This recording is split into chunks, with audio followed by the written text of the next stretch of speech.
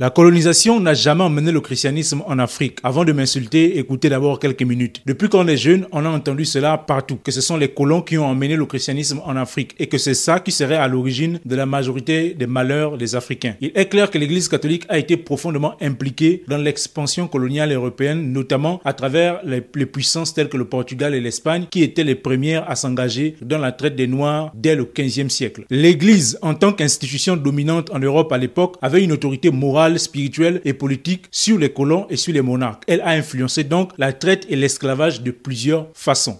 L'Église catholique a fourni, pendant une grande partie de la période de la traite, un cadre idéologique qui a permis de légitimiser l'esclavage en influençant directement les colons dans leur perception et leur pratique de ce système-là. Vous allez comprendre pourquoi j'ai dit Église. Certains théologiens, influencés par les lectures biaisées et complètement tordues, ont justifié l'esclavage en s'appuyant sur des textes tels que Genèse chapitre 9 verset 27 qui parle de la malédiction des Cham et qu'ils ont interprété comme étant l'esclavage que devaient subir les Africains. Cette idée a été largement diffusée parmi les colons pour légitimiser de manière morale l'exploitation des hommes en Afrique et de convertir les esclaves. Bref, il y a beaucoup à dire sur ce sujet et sur ces pratiques. Cependant, je suis bien d'accord que les colons avaient des Bibles entre leurs mains et prêchaient le nom de Jésus. Mais la question que vous devez vous poser, c'est qu'ils prêchaient quel Jésus? La Bible nous parle dans 2 Corinthiens chapitre 11 verset 4 en disant « Car si quelqu'un vient vous prêcher un autre Jésus que celui que nous vous avons prêché, si vous recevez un autre esprit que celui que vous avez reçu, ou un autre évangile que celui que vous avez embrassé, vous le supportez fort bien. » Ce passage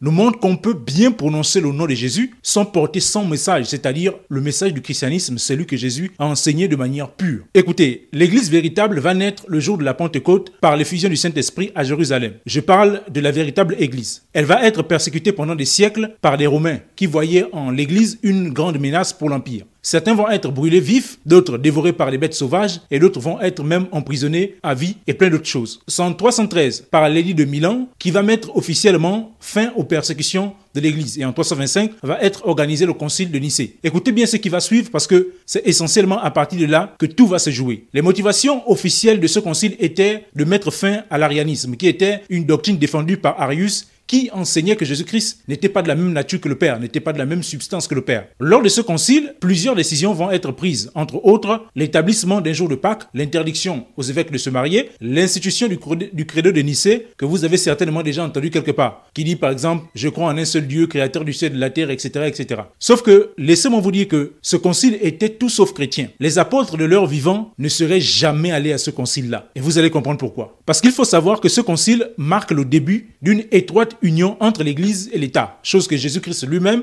et ses apôtres ont toujours évité. D'où la célèbre phrase « Rendez à César ce qui est à César et à Dieu ce qui est à Dieu », montrant ainsi une séparation entre l'État et l'Église. Officiellement, il est dit que cette réunion, c'était pour mettre fin aux fausses doctrines, notamment l'arianisme. Mais c'est faux. Vous vous souvenez de ce que je vous ai dit beaucoup plus haut. Les chrétiens ont été persécutés par les Romains et persécutés à outrance. Eh bien, il faut savoir qu'en dépit de ces persécutions, l'Église n'a jamais disparu. Les Romains ont tout essayé, mais les chrétiens naissaient de jour en jour et de plus en plus. Et ça, les Romains se sont rendus compte. Alors, s'ils ne pouvaient pas détruire l'Église par la force, ils devaient détruire l'Église en dissolvant la doctrine enseignée par Jésus-Christ et par ses apôtres. C'est pourquoi Pierre pouvait dire dans 2 Pierre chapitre 2 verset 1, « Il y a eu parmi le peuple de faux prophètes, il y aura de même parmi vous de faux docteurs qui introduiront des sectes pernicieuses et qui, régnant le maître qui les a rachetés, attireront sur eux une ruine soudaine. » Le verset 2 il dit « Plusieurs les suivront dans leur dissolution et la voix de la vérité sera calomniée à cause d'eux. » Et nous sommes dans cette génération.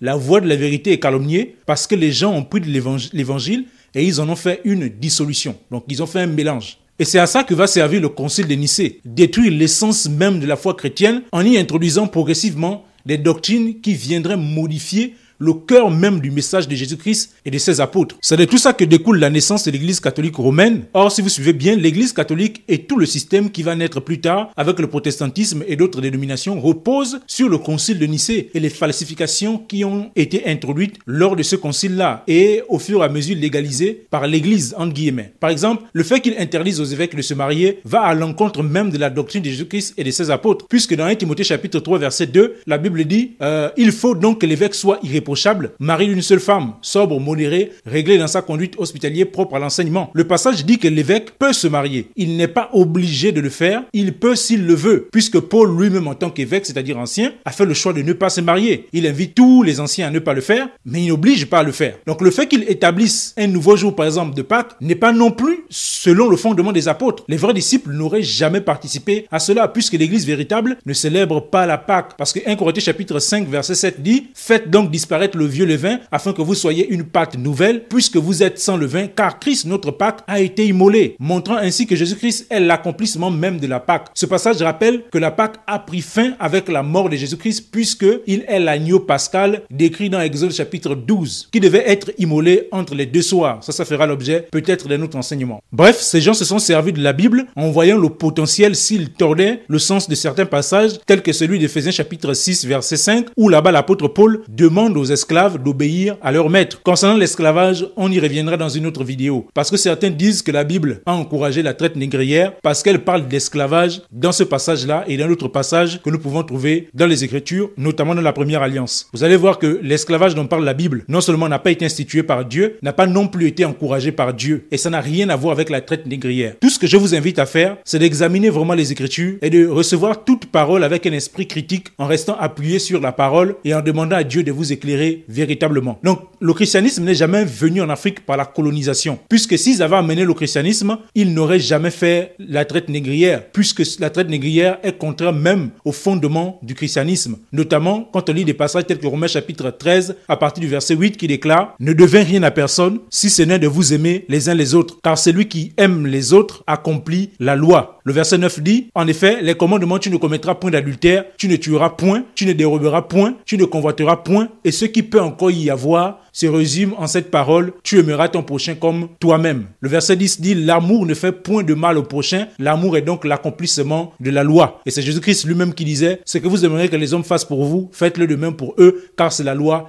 et les prophètes. » Et vous croyez vraiment que ce Jésus-là aurait encouragé la traite négrière?